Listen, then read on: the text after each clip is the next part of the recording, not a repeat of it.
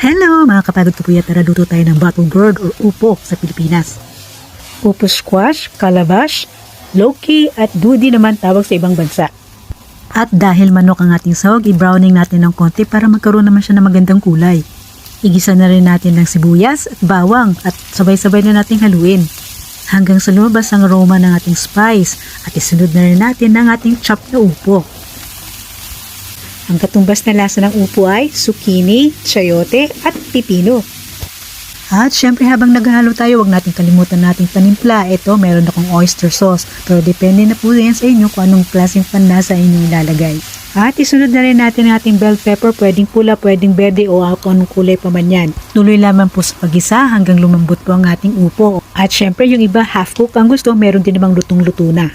Siyempre para man gumanda, lagyan natin ng greens or mga tinadtad na or hiniwang mga dahon tulad ng sibuyas, dill,